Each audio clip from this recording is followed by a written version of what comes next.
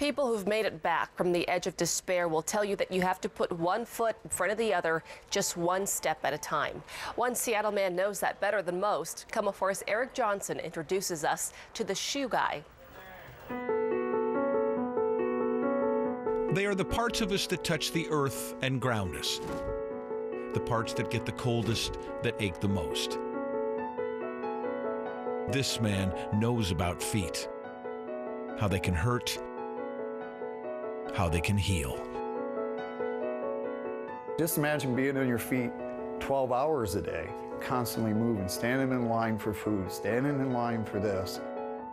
He is the shoe guy. They know me as just shoe guy. They don't have a clue that my real nickname's Scooter. From the deepest hole, we climb out one step at a time. And the better the shoe, the easier the climb. Scott doesn't just know this, he's lived it. Imagine him homeless, hopeless, a tired soul on a bridge at the edge.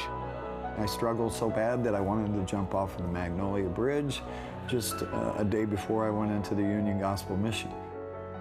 Imagine him at the mission, part of a desperate brotherhood. He was a broken man, spiritually, emotionally, physically. He was without hope.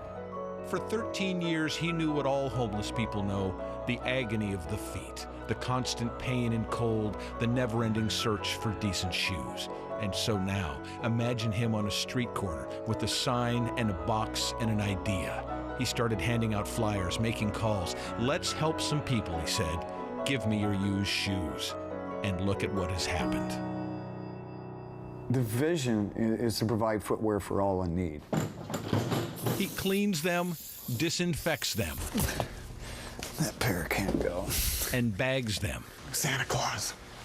And then takes them to the streets. And we rock and roll.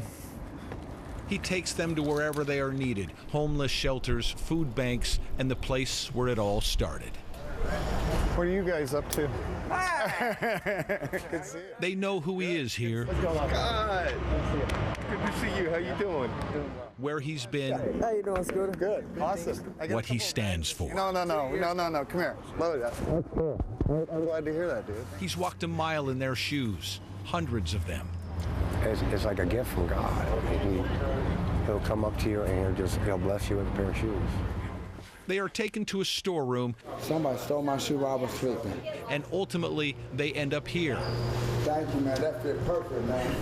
I didn't know my feet were that big. On the feet of men and women who've been walking in a place where we don't even like to let our minds wander.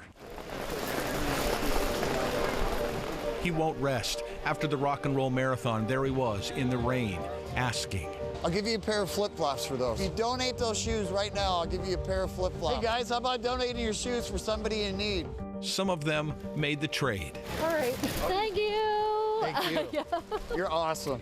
The shoe guy's dream was spreading. I lived on the streets for nearly 13 years. And so there he found himself on a brilliant stage, this man of the streets, in a jacket, speaking to CEOs and business leaders, asking for more help, more shoes. Today, Redeeming Souls, the nonprofit I founded, has distributed over 20,000 pairs of shoes through Seattle organizations. The dream was now their dream too. It's all so he can do this. If you have a seat, we'll get you a pair here. Yeah. I always took. I was taken from services that were given to me, and yet I wasn't able to give back. And today, I can give back. Maybe you wonder, who is this man? Maybe you'd like to know his name. There is a word for the bottom of the shoe, the toughest part. It's the same word for the essence of the human spirit. The word is soul. File this under happy coincidence. The shoe guy's last name is Sowle, Scott Sowle. You won't forget it, because now you've walked a mile in his shoes.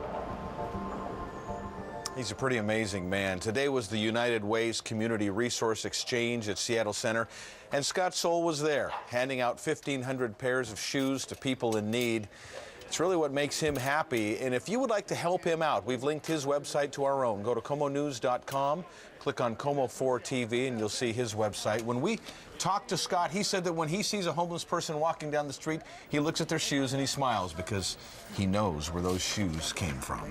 So inspiring. One person doing so much. And he knew that that's what they needed, having been there himself. And he's really done an astounding job. He's a good man. Thank you, Eric. Thank you.